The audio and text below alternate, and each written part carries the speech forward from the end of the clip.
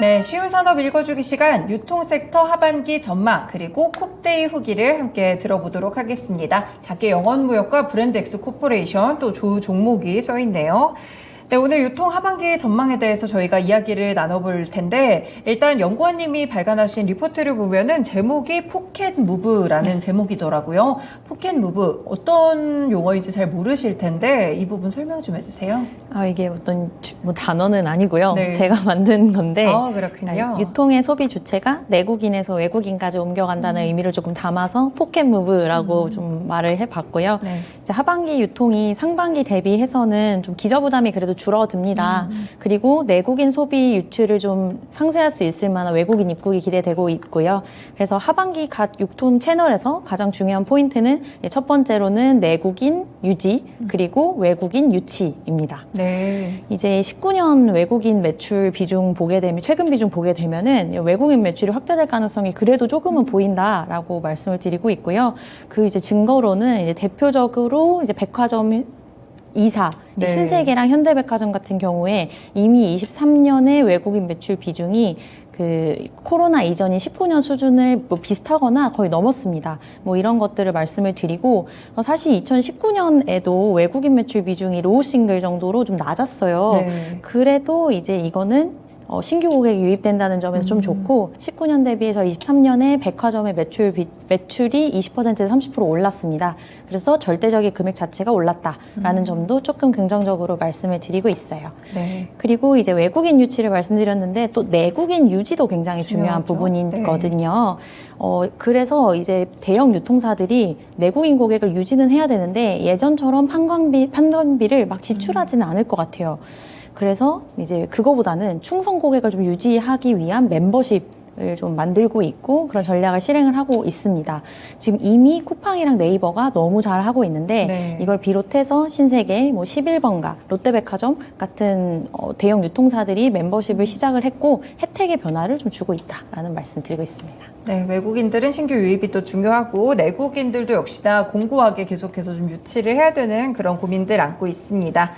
지난해 유통업체들이 뭐 기저효과를 이제 기저가 좀 높다고 좀 생각이 들 만큼 영업을 좀 잘했던 것 같은데 좀 상황이 어떤가요, 유통업종에? 그렇죠. 이제 기저가 유통 채널별로 다 높습니다. 네. 이제 채널별로는 백화점이 18%, 편의점이 20%, 면세점은 뭐 16% 하락을 하긴 했지만 네. 전반적으로는 기저가 굉장히 높고요. 네. 이제 계절적 사실 2분기는 1분기 대비해서는 영업 환경이 더 좋아요. 날씨도 따뜻하고 나들이도 많이 가시기 때문에. 근데 이제 기저가 너무 높고 네. 영업 환경이 별로 좋지 않았던 걸로 이제 업체랑 소통이 된 상황입니다. 그래서 채널별로 제가 전망하는 거는 백화점은 로우 싱글 정도 하락, 편의점은 로우 싱글 정도 성장, 면세점은 하이틴 하락 이렇게 보고 있습니다. 뭐 1분기까지는 사실 비수기임에도 불구하고 굉장히 좋아서 백화점은 뭐 역신장을 하지 않았고 편의점은 조금 미드 싱글 정도 성장했고 면세점은 더블 디짓 정도 하락한 거 대비하면은 2분기는 조금은 이제 성수기에 대한 기대감은 접어두셔도 좋을 것 같다라는 말씀 드리고 있습니다. 중간에 로우 싱글이랑 이제 하이틴 네. 싱글 이 부분 얘기를 주셨는데 용어 설명 같이 좀 해주세요. 알겠습니다. 네. 이제 로우 싱글은 1%에서 4% 정도를 말을 하는 거고요. 미드 싱글은 5에서 한 7, 그리고 네. 하이 싱글은 뭐 8에서 10 정도 말을 하고 있어요. 그리고 이제 로우틴, 미드틴, 하이틴도 네. 아까 말씀드린 숫자들이랑 비슷하게 보시면 될 것 같아요. 아, 그렇군요. 알겠습니다. 요즘에 그런데 많은 분들이 해외여행을 또 많이 가시잖아요. 그러다 보니까 내국인 소비는 약간 해외 쪽으로 좀 빠져나가고 있지는 않나 그런 우려감이 드네요. 네, 맞습니다. 뭐 외국인이 한국에 오는 속도보다 내국인이 한국을 떠나서 여행을 하는 속도가 훨씬 빨랐어요. 네. 그래서 이제 그만큼 내수에서 지출하던 금액이 해외로 빠져나갔다고 보시면 되는데 이제 19년도에 저희가 해외에서 쓰던 금액이 약 37조 원입니다. 근데 지금 22년에 17조 원 정도 썼어요. 그러면 아직 절반도 안 썼던 거라서 네. 올해는 약 20조 원 이상의 돈이 해외에서 쓰이게 된다. 그러면 결국은 국내에서의 소비를 좀 저해하는 요소가 된다라는 말씀 드리고 있어요. 네, 완전히 생각을 해보면 코로나19 때 아무래도 내수 소비 쪽에서 사람들이 이제 돈 쓸 곳이 해외여행에 없다 보니까 안쪽으로 백화점이나 이런 데서 많이 소비를 했던 것 같은데 좀 반대적인 투자 포인트를 잡아보자면 외국인들도 그러면 우리나라에 많이 놀러 오게 되면서 소비를 늘릴 수 있는 지점이 있는 거 아닐까요? 네, 맞습니다. 제가 말씀드린 그 포인트가 내국인의 출국이 훨씬 빨랐기 때문에 내국인의 입국을 저희 유통 채널이나 이제 네. 패션 브랜드, 의류 브랜드, 화장품 브랜드들이 이제 좀 누리지 못했던 점이 있는데 지금 외국인들이 정말 물밀듯이 들어오고 있습니다. 이제 23년 3월까지 누적 방문객 수가 이미 486만 명을 기록을 네. 했고요. 22년 전체로 300만 명 들어왔는데 그거에 비해서 이미 연간 방문자 수를 넘었습니다. 네. 지금 연말까지 이거보다 훨씬 더 빠른 속도로 증가할 것으로 보이고요. 이제 외국인의 입국은 신규 고객이 생겨난다는 거를 유통 채널에서는 의미를 하고 있습니다. 외국인들이 주로 뭘 사냐 하면 여러분이 너무 잘 아시겠지만 의류나 화장품 그리고 뭐 식료품도 요새는 많이 사시고요. 그다음에 연예인 굿즈까지 잘 팔리고 있는 상황이다라는 말씀 드리고 있습니다. 네. 그리고 이제 국가별 입국자별로 조금 차별성이 드러나게 되는데 네. 아직까지 제일 많이 들어오는 건 이제 일본인 분들이 전체 그 입국자 중에서 20% 정도를 차지를 하고 있고 네. 뭐 미주, 유럽, 중화권 각각 10% 정도 하고 있고 동남아권 국가 뭐 태국, 말레이시아, 싱가포르 뭐 인도네시아, 베트남 다 합하면 또 20%가 됩니다. 네. 이제 중국인들이 코로나 검사를 해야 됐기 때문에 거의 못 들어왔던 부분도 있는데 점점 이건 늘어날 수밖에 없고요. 뭐 기타 국가들 비중이 늘어나는 거는 그동안 저희가 중국인들한테 약간 목맸던 부분을 해소할 수 있는 포인트지 않을까 이렇게 생각을 하고 있습니다. 관광객 비중이 그래도 중국에서 많이 의존이 됐다가 지금 많이 좀 다변화가 된 것 같아요. 일본이나 동남아도 많이 늘었다고 말씀을 주셨네요. 그러면 이제 외국인들이 들어오면서 소비 섹터를 여러 가지로 쓴다고 말씀을 주셨는데 백화점도 궁금하고 면세점도 궁금해요. 각 유통 채널에서는 외국인이 어느 정도 소비를 하게 될까요? 네, 제가 그래프에 그려놨는데 이제 신세계랑 현대백화점, 롯데쇼핑 이렇게 각각 네. 19년대 외국인 매출 비중과 23년 YTD로의 외국인 매출 비중이 있어요. 근데 우선은 염두에 두셔야 될 부분은 각각 굉장히 다른 양상을 보이고 있습니다. 네. 신세계는 거의 비슷하고 현대백화점은 늘어났고 롯데쇼핑은 내려갔어요. 근데 이게 약간 국가별로 차별성이 있는 점 감안해서 봐주시고요. 신세계는 19년이랑 지금 2023년 YTD로 비슷해요. 네. 근데 지금 4월까지 4%까지 올라갔다고 하니까 하반기로 갈수록 더 늘어날 수 있을 것 같아요. 이제 신세계 같은 경우에는 명동이랑 강남, 부산 같이 외국인들이 들어왔을 때 좀 관광지로 삼는 부분에 점포가 많은 점 네. 말씀드리고 있고요. 또 현대백화점 같은 경우에는 19년에 1.5%로 굉장히 낮았는데 23년 YTD로 거의 6%. 죄송합니다. 그래서 4%까지 늘어났어요. 네. 근데 이 4%까지 늘어난 게 더현대를 열었기 때문이거든요. 이제 여의도에 더현대 서울이라고 있는데 거기에 외국인 분들이 굉장히 많이 오세요. 아무래도 매장도 크고 지금 뭐 BTS 10주년 뭐 기획 행사를 하고 있기 때문에 네. 정말 저 여의도 근무하면서 외국인들이 다 거기 가나 싶을 정도로 많습니다. 그리고 이제 롯데쇼핑 같은 경우에는 19년 대비해서 비중이 줄어든 모습을 보이고 있는데, 네.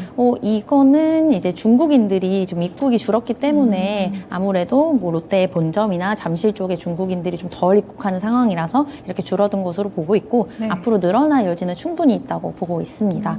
그러면 이제 제일 중요한 이제 면세점 어떠냐? 사실 그냥 면세점의 면세 카테고리만 봤을 때는 전체 매출 비중이 80에서 90%가 외국인이고 거의 중국인인데 네. 제가 여기서 말씀드리는 외국인 비중은 해외 공항 비중이에요. 그래서 신라는 홍콩, 싱가포르, 마카오에 이제 해외 공항 면세점에 입점을 해 있는데 그거 비중입니다.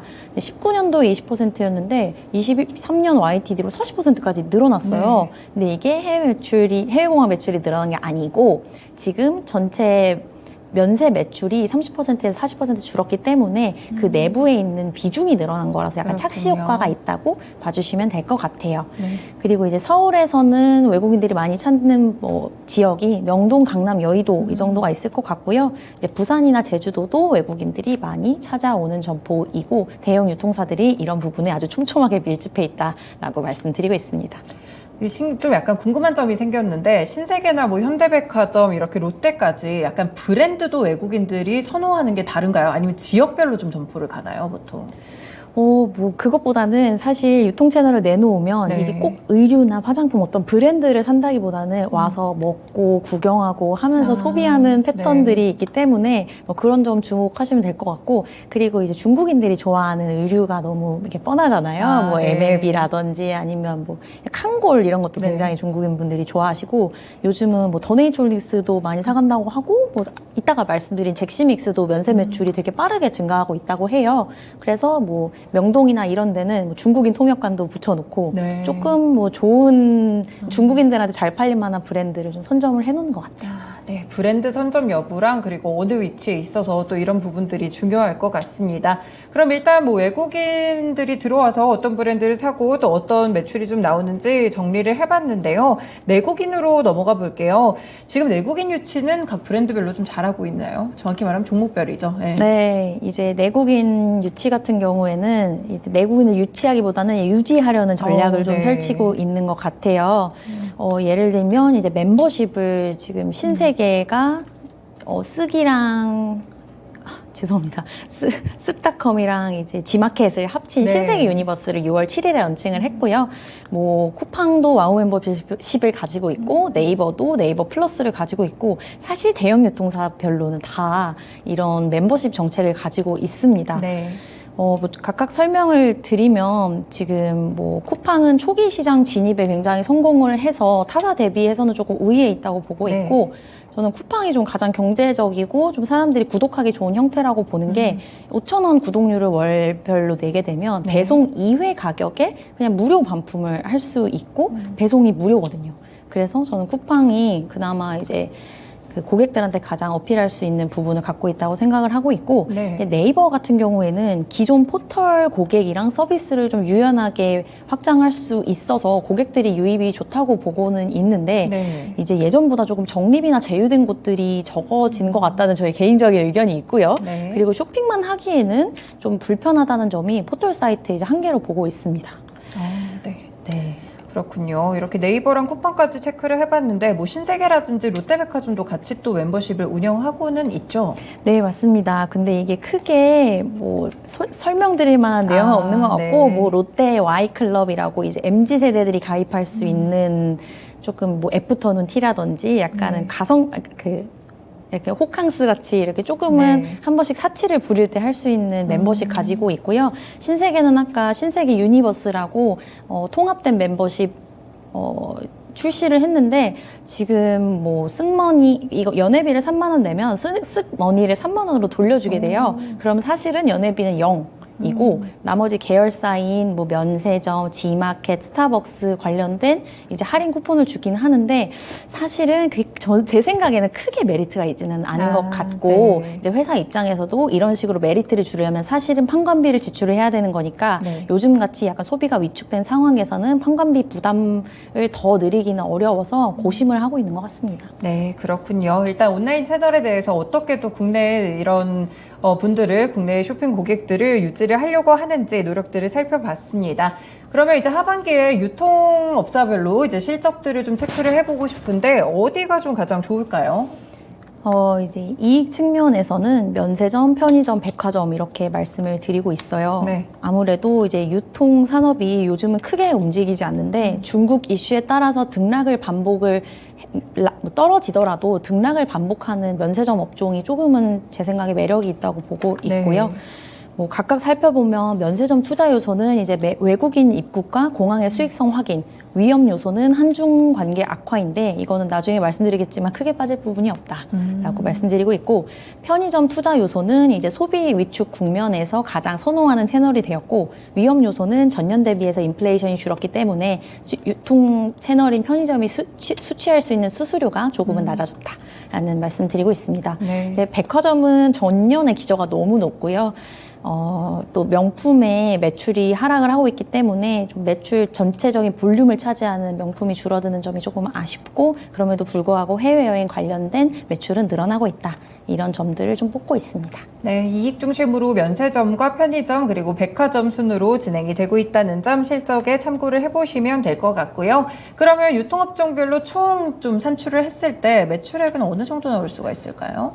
저는 이제 연간으로 뭐 미드싱글 약 5% 정도 성장을 할 수 있을 거라고 가정을 했고요. 네. 지금 그렇게 했을 때 178조 원 정도가 나오게 됩니다. 이제 코로나 기간 동안에 국경이 폐쇄되면서 저희가 내수에서밖에 소비를 할 수 없었는데 이게 아까 말씀드린 것처럼 해외여행과 함께 외국에서 지출을 하게 되면 그런 뭐 2년간 누렸던 고성장을 누릴 수 없는 구간이다라고 말씀을 드리고 있고 그렇기 때문에 저는 미드싱글 정도 성장을 가정을 했습니다. 왜냐하면 그동안 또 물가도 올랐기 때문에 그거를 반영한 수치로 봐주시면 될 것 같고요. 각각 채널별로 총 매출을 산정한 거는 여기 아까 그래프에 나오니까 봐주시면 좋을 것 같아요. 네, 그렇군요. 보니까 대형마트 쪽에서도 꽤나 많이 나오는 것 같고 편의점도 있는 것 같고 한데 최근까지의 동향을 봤을 때 좀 성장률은 어떤가요? 사실 별로 크게 좋지는 않았고요. 이제 대형마트가 1% 정도 올랐고 백화점이 4% 올랐고 편의점이 9% 올랐고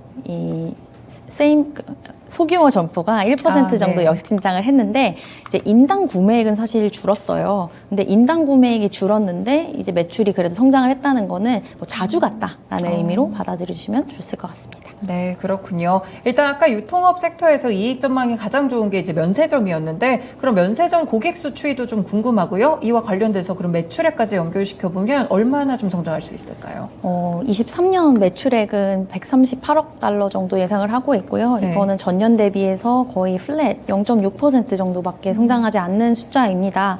제가 매출액이 성장하지 않는다고 가정을 한 이유는 첫 번째로는 면세점 기업들이 이제 저마진 따이공들에 대한 수수료를 대폭 축소했기 때문에 좀 모객에 소극적이에요. 그리고 대형 따이공 매출이 중소형 따이공이랑 개별 관광객이랑 분산이 되게 되면 결국은 ASP가 하락할 수밖에 없기 때문에 매출이 동반적으로 좀 하락한다라고 말씀드리고 있고 이렇게 앞서 말씀드린 이유들이 그 매출에서는 하락 요인이지만 사실 이익에서는 상승 요인이기도 합니다. 그래서 지금 전반적으로 고객들은 전년 대비해서 한 100% 정도 증가한 2,500만 명 가정을 했고 ASP는 뭐 내국인은 늘 항상 100달러에서 120달러인데 지금 최근 물가가 올랐기 때문에 125달러 가정을 했습니다. 또 외국인을 보게 되면 지금 21년에는 거의 2,000불 가까이 했었는데 이게 22년에 800불까지 떨어졌고요. 지금 가장 마지막 23년에는 930달러 가정을 하고 있는데 이게 19년 대비해서 조금 높아진 숫자입니다. 근데 이 외국인 ASP 같은 경우에는 충분히 더 늘어날 수 있다고 생각을 해서 보수적으로 가정한 수치입니다. 네, 그렇군요. 그러면 면세 시장에서 이제 면세 업계에서는 이렇게 좀 늘어나는 모습이 나오고 있는데 각각 파이를 얼마나 가져가는지도 중요할 것 같거든요. 이제 모든 유통사들이 면세 시장을 하고 있기는 한데 지금 어디가 제일 점유율이 높은가요? 그동안은 거의 10년 동안 롯데가 점유율이 가장 높았었고요. 이 점유율이 좀 바뀔 수도 있다고 생각을 해가지고 지금 말씀을 드리게 된 건데 지금 뭐 코로나 기간 동안에 호텔 롯데랑 호텔 신라가 인천공항 영업을 조금 축소를 했다가 이번 7월에 신라는 다시 들어가게 되고요. 롯데는 그 자리를 빼게 됩니다. 그렇게 됐을 때 22년 대비해서 23년에는 신라가 1% MS를 더 얻고 롯데는 빠지고 이런 식으로 했을 때 전체 MS에서 가져가는 전체 시장 규모에서 가져간 MS를 가정했을 때 제가 생각한 이 매출 추정치가 나오게 됩니다. 네, 그렇군요. 그러면은 이제 롯데가 오랫동안 좀 선두 자리를 지켰었는데 이번에는 호텔 신라가 가져갈 수도 있게 되는 거네요. 네, 맞습니다. 네, 그렇군요. 이렇게 또 면세업계에서도 변화가 좀 예상이 되니까 이 부분도 투자를 하실 때 면세업계 쪽 보실 때 꼭 참고를 해보시면 좋을 것 같습니다. 면세점이 또 말씀 주셨지만 인천공항에도 있고 사실 시내 면세점도 있고 각각 채널별이 좀 다르잖아요. 각각 좀 설명 좀 해주세요. 네, 맞습니다. 이제 인천공항이나 김포공항에 있는 건 공항 면세점이고 저희가 이제 비행기 타기 전에 들르는 면세점입니다. 시내 면세점은 저희가 출국하기 한 3달 전부터 가서 쇼핑해서 이제 출국하거나 입국할 때 받을 수 있는 면세점을 얘기를 하고요. 네. 이제 사실은 전체 면세점 매출에서는 시내 면세점이 절대적으로 한 80%에서 90%까지 차지를 하고 있습니다. 이런 부분들이 해외여행 수요 증가가 되면 중국인을 포함해서 개별 관광객이나 소규모 따이공들이 증가를 할 수 있다고 보고 있고요. 공항 면세점 같은 경우에는 글로벌리 트래픽이 굉장히 빠르게 늘어나는 구간에 있어서 올해 인천공항 이용객 수가 19년 대비해서 80%까지 되찾는다고 저는 좀 예상을 해놨습니다. 그리고 이제 최근 가장 화두였던 인천공항 입찰이 완료가 됐는데 7월 1일부터 이제 신라, 신세계 그리고 현대백화점이 입점을 하게 되고요.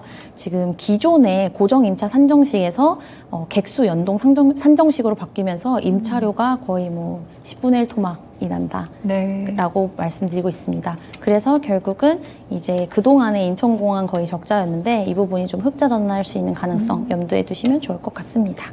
네, 그렇군요. 확실히 또 면세점 채널도 각각 어디에 입점이 돼 있느냐에 따라서 또 수익이 달라질 수 있으니까 이 부분도 꼼꼼하게 체크를 해보세요.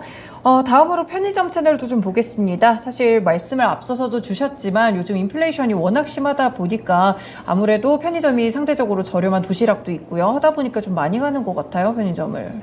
네, 맞습니다. 근데 이게 인플레이션이 전년 대비해서는 조금은 줄어들었어요. 네. 그래서 이제 유통 채널 같은 경우에는 제품 가격이 오르면 그에 따른 수수료를 비례해서 받기 때문에 인플레 상황이 좋습니다. 근데 이제 편의점 같은 경우, 편의점도 그렇고 다른 채널도 그렇고 작년에 워낙 인플레이션 효과를 누렸기 때문에 올해는 조금은 둔화될 수밖에 없다라고 보고 있어요. 그럼에도 불구하고 저는 이제 중장기적으로 편의점 좋아하는 이유가 전체 인구수는 줄어들고 있는데 1인 가구나 딩크족은 늘어나고 있거든요. 그래서 그런 수혜를 받을 수 있는 채널은 편의점이라고 보고 있습니다. 네, 그렇군요. 편의점 채널이 좀 매력적인 또 다른 이유들이 있을까요?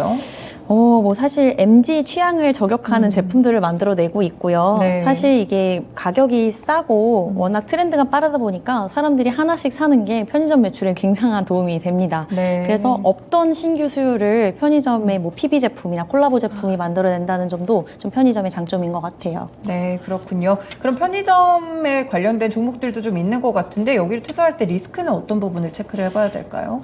편의점 같은 경우에는 우선 아까 말씀드린 것처럼 기저 부담이 너무 높고요. 상반기 10%, 하반기 11% 이렇게 갖고 있습니다. 그래서 하반기에도 전년 대비해서 성장률을 내기가 사실은 쉽지 않은 상황으로 보고 있고 최저임금 같은 경우에는 2023년에 9,620원으로 동결이 됐는데 이제 24년 최저임금을 정해야 돼요. 근데 이제 임단협이라는 곳에서 12,000원을 제시를 했는데 그렇게는 안 될 것 같고요. 이제 10,000원이라는 숫자가 굉장히 상징적이기 때문에 10,000원 이하로 언저리에서 좀 마무리가 될 것 같습니다. 사실 이렇게 최저임금이 인상이 된다는 거는 편의점 업체보다는 점주들에게 좀 부담이 가는 부분이라서 가맹점을 유지하느냐 마느냐 이런 부분에서는 조금 디메리트가 있다고 생각이 됩니다. 네, 편의점 업종까지 체크를 해봤고요. 다음으로 백화점 넘어가 보겠습니다. 백화점이 안 좋다는 이야기 그리고 워낙 이제 코로나 기간 동안에 명품 소비나 이런 것들이 좋아가지고 좋았던 백화점 채널들 하반기에는 조금 어떻게 될까요? 백화점이 이제 최근에 이제 안 좋다는 얘기 너무 많이 나왔는데 저는 이제 생각보다는 많이 버텨주고 있는 것 같아요. 왜냐하면 작년, 재작년에 백화점이 워낙 고성장을 해왔기 때문에 지금 사실 역신장만 하지 않아도 잘하고 있다라는 생각을 하는데 시장 기대치가 워낙 높아진 상황이니까 백화점이 정말 약간 무너질 것처럼 얘기를 하시는 것 같아요. 근데 그 정도는 아니고요. 로우 싱글 정도 성장을 보고 있습니다.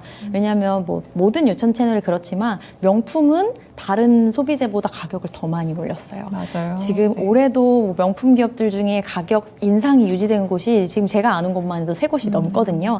그래서 가격 상승이 조금은 백화점의 매출 하락을 좀 상쇄시켜 주는 것 같고요. 그리고 이제 좀 리스크라고 하면은 고정비 증가 요인이 좀 있습니다. 이제 백화점 같은 경우에는 워낙 점포가 대형화되어 있고 고급화되어 있기 때문에 이제 따뜻하고 시원해야 돼요. 그래서 수도 강열비가 작년부터 올랐는데 그 영향을 그대로 받고 있습니다. 그리고 이제 2분기에는 또 재산세를 내야 돼요. 이제 백화점은 부동산을 많이 가지고 있기 때문에 재산세 좀 리스크도 있다라는 말씀 드리고 있어요. 네, 그렇군요. 아무래도 근데 최근에 말씀 주신 대로 제품 가격들을 좀 많이 올리고 있는데 이런 걸로 했을 때 매출이 오르면서 이익까지 좀 올라가는 효과를 누릴 수는 없을까요? 근데 이제 아까 말씀드렸는 것처럼 이제 패션 이제 마진을 좀 보게 되면 명품이 가장 낮고요. 네. 이제 패션, 의류나 자파 쪽이 높은데 그렇군요. 이런 분들의 이런 카테고리의 매출 상승보다 명품의 상승이 더 높았어요. 네. 그래서 조금 두 개가 믹싱되면서 매출을 끌어올리는 효과까지는 없는 것 같습니다. 네, 그렇군요. 저희 여러 가지 또 백화점과 면세점, 편의점까지 꼼꼼하게 체크를 해봤는데요. 그래서 연구원님이 보시는 최선 호주는 어떤 걸까요? 유통에서는 저는 등락을 할 수 있는 호텔신라 가장 좋다고 보고 있고요. 네. 이제 인천공항 임차료도 확정이 돼서 이제 인천공항에서는 적자를 내지 않는 게 좀 확정이 됐습니다. 그래서 그런 부분에서 이익이 꾸준히 올라갈 수 있는 구간이라고 보고 있고요. 그리고 중국인들 입국하게 되면은 좋은 부분이 더 많기 때문에 저는 탑픽 호텔신라로 보고 있습니다. 네, 호텔신라 역시나 면세 업황이 이익이 가장 좀 좋을 것 같은데 이번에 점유율 1위까지도 좀 탈환할 가능성이 있는 호텔신라를 최선 호주로 꼽아주셨습니다. 그리고 최근에 또 유통업종에서 좀 턴어라운드가 기대되는 종목들은 없을까요? 네, 뭐 GS 리테일이랑 현대백화점이 있는데 간단하게만 말씀드리면 GS 리테일 같은 경우에는 이제 슈퍼가 흑자 전환을 해서 그 기조를 계속 유지를 하고 있고 네. 이제 기타 이제 디지털이나 퀵커머스 관련해서 사업을 했던 부문의 적자가 작년에 한 2천억 원에서 올해 1천억 원까지 적자를 줄여갈 수 있을 것 같습니다. 이미 1분기에도 200억 정도 줄인 상황이고요. 네. 네, 그렇기 때문에 GS 리테일은 좀 그런 적자 부분만 해소해도 턴어라운드가 가능한 점 말씀드리고 있습니다.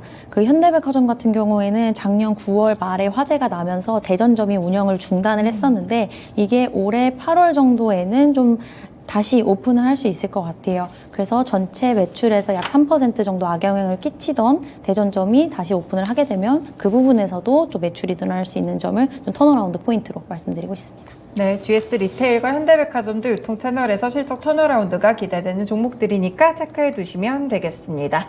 네, 유통업종 이야기는 여기까지 듣고요. 다음으로 패션 카테고리 넘어가 보겠습니다. 최근에 또 연구원님이 보고서를 내셨던 기업 중에 하나죠. 브랜드엑스 코퍼레이션 먼저 볼까요?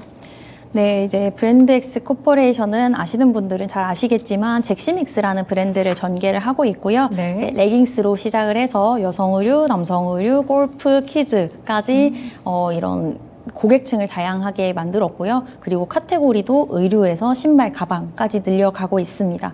또 최근에 이제 주가가 좀 좋았던 게 일본을 비롯한 중국, 대만, 홍콩까지 좀 진출을 해 나가고 있는 그림입니다. 네.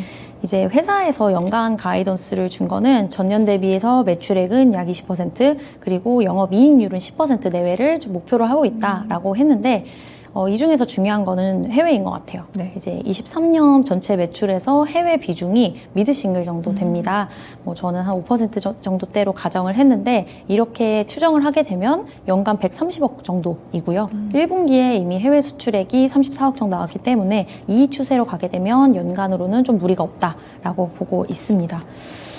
뭐 일본부터 먼저 보게 되면요. 네. 주요 도시 팝업 스토어가 이제 월 매출 6천만 원 이상 나고 있고 5월에서 6월 지금 흐름이 아주 좋습니다. 네. 전년 대비해서 약 40% 증가를 했다고 하고 지금까지는 팝업 매장이 1개인데 올해 내로 3개까지 출정 목표를 가지고 있다고 하고 또 일본 법인 매출액 목표도 주셨어요. 근데 한 100억 정도 가까이 된다고 하는데 이게 저희 잭시믹스에 다 인식이 되는 건 아니고 네. 약 40억에서 50억 정도가 인식이 되게 됩니다.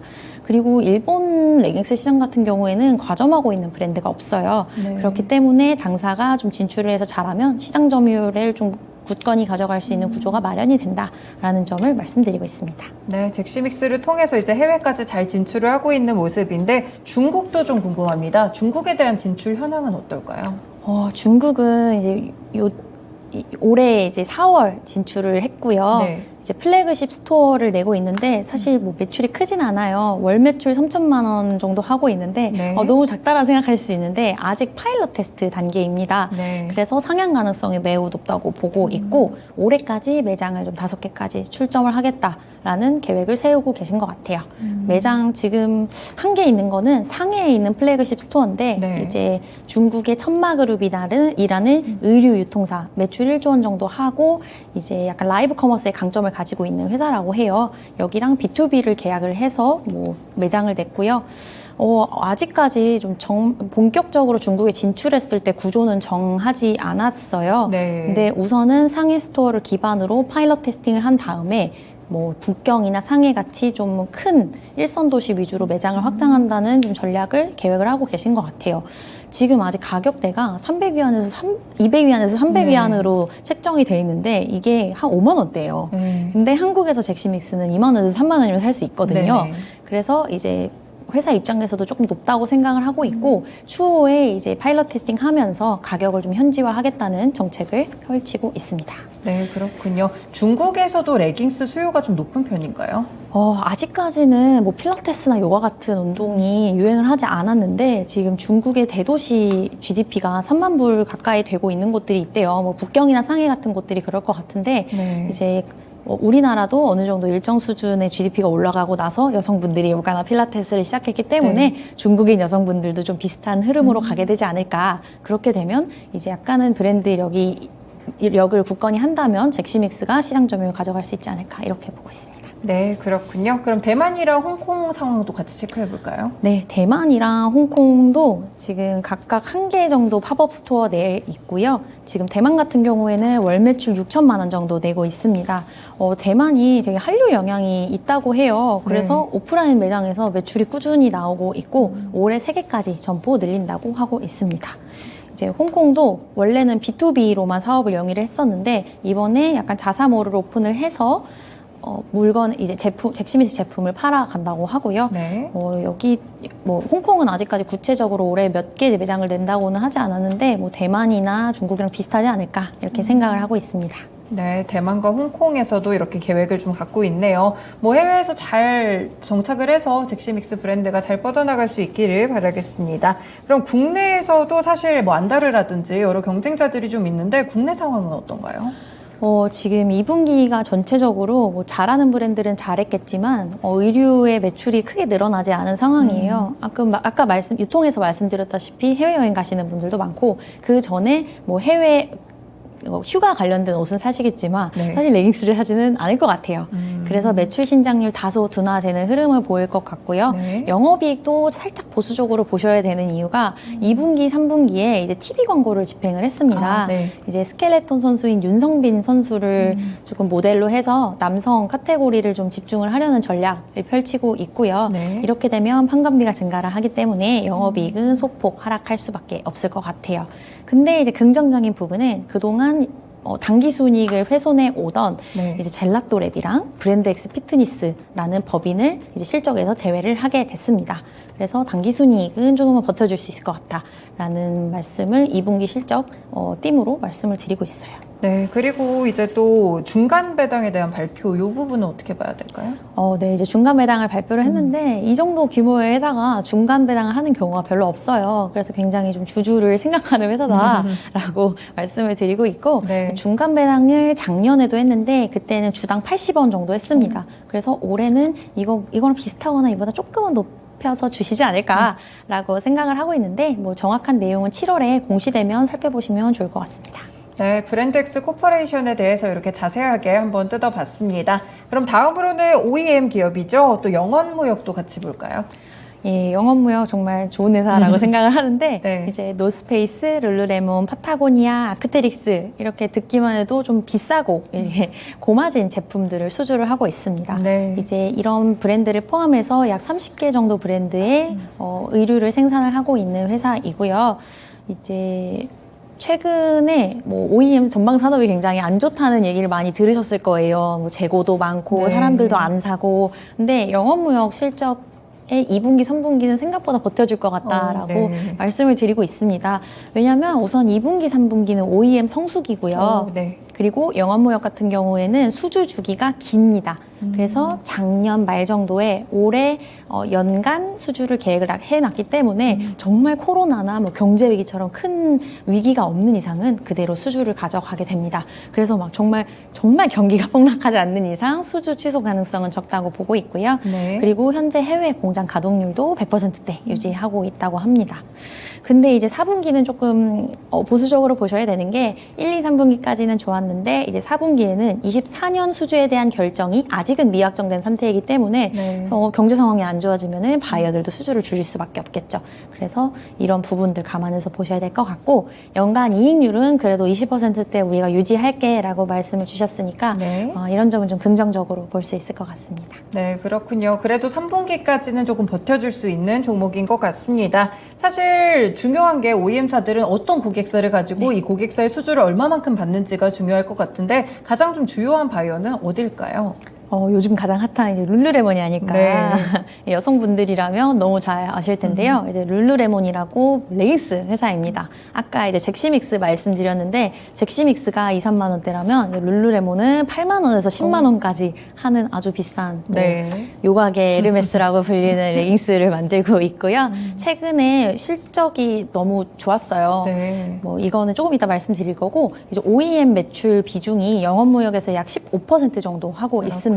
네. 근데 이제 룰루레몬이 이번에 밝힌 5개년 전략 중에 하나가 남성 카테고리를 크게 확장하겠다는 내용인데 저희 영업무역이 이제 남성 조거 팬츠를 만들고 있거든요. 네. 그래서 이제 룰루레몬의 남성 카테고리가 확장되게 되면 영업무역도 조금은 수혜를 받을 수 있다라는 말씀을 드리고 있어요. 그러면 룰루레몬 실적은 좀 어떻게 나오고 있나요? 룰루레몬 실적 되게 좋았고 이제 네. 앞으로 실적 보게 되면 2분기 같은 경우에는 이제 기존 가이던스 21.4억에서 21.7억까지 15% 상향을 했고 네. 연간 실적도 약 17% 정도 상향을 했습니다. 이제 중장기 전략 살펴보면 너무 좋은 게 지금 남성 카테고리 매출을 2배 늘리겠다고 했고 그리고 D2C 그 자사몰에서 매출하는 거를 2배 늘리겠다고 했고 네. 또 해외 매출도 4배 늘리겠다고 했는데 이게 불가능한 게 아닌 게 중국에서 지금 매장을 굉장히 빠르게 확장을 하고 있어요. 그래서 중국에 그동안 없던 매출이 나오게 되니까 뭐 룰루레몬의 성장성은 뭐 올해까지 뭐 또 내년까지도 크게 걱정 없다라고 말씀드리고 있습니다. 네, 고객사도 좀 탄탄하다 보니까 영원 무역까지 수혜가 좀 이어지는 것 같은데요. 영원 무역이 좀 신기한 게 아무래도 이제 OEM 사면은 그래도 원부자재 부담도 좀 있을 것 같고 이런 생각이 드는데 이익률이 생각보다 굉장히 높네요. 네, 이익률이 20%가 넘습니다. 이게 이익률이 높은 이유가 여러 가지가 있겠지만 제가 생각했을 때 가장 주요한 요인이 코로나 기간 동안에 이제 원부자재 공급이 어려워졌었어요. 국가별로 이 통관이 안 되다 보니까. 네. 그래서 이제 원부자재 수급이 어려웠을 때 이제 룰루레몬이나 파타고니아 이런 바이어들이 너희 원부자재 가지고 있는 거 있으면 그거 쓰렴이라고 해서 네네. 수직 계열화를 한 거죠. 그렇군요. 그랬는데 이제 코로나가 끝나고도 굳이 다른 업체도로 바꿀 필요가 없으니까 영업무역은 자신들의 원부자재를 자신들이 사용하게 되니까 이익률이 높아졌다고 보고 있습니다. 그리고 이거를 또 다른 원부자재로 굳이 옮길 필요가 없어가지고 그렇죠. 영업무역의 높은 이익률 계속 유지될 것으로 보고 있습니다. 네, 그렇군요. 갖고 있는 현금도 좀 많을 것 같은데 뭐 투자에 집행을 할지 현금을 어떻게 쓰게 될까요? 영업무역이 또 현금이 굉장히 많아요. 네. 현금이랑 현금성 자산을 합했을 때 7,600억 원 정도 되고요. 네. 이 회사 시가총액이 2조 원인 거를 대비하면 거의 3분의 엄청 많이 갖고 1의 있네요. 현금을 네. 갖고 있다라고 말씀드리고 있고 이 회사의 정책이 이제 연간 에비타의 3분의 1 정도는 무조건 해외 시설이나 증설 그리고 R&D에 투자를 하고 있습니다. 네. 정말 다른 거 하지 않고 착실하게 하고 있다고 보고 있고 네. 2019년도에 코로나 이전이라 좀 더뎌졌는데 인도 정부랑 MOU 맺고 이제 공장 8개 건설을 목표로 하고 있습니다. 뭐 가먼트, 텍스타일 이런 OEM 관련된 공장 짓는 거고요. 그리고 3분기 정도에는 본격적으로 시작을 한다고 합니다.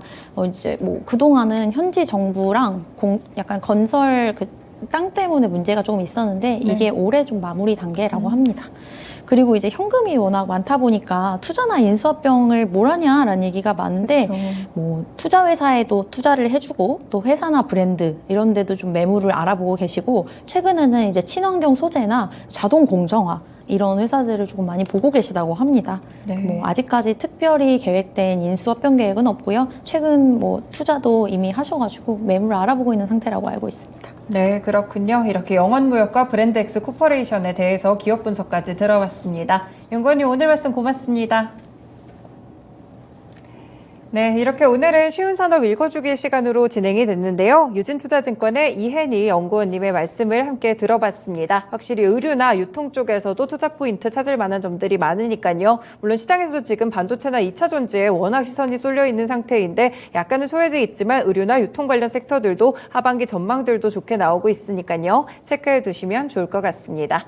지금까지 다양한 투자 판단에 도움이 되는 말씀들 전해드렸는데요. 특정 종목의 상승 하락을 보장하지는 않습니다.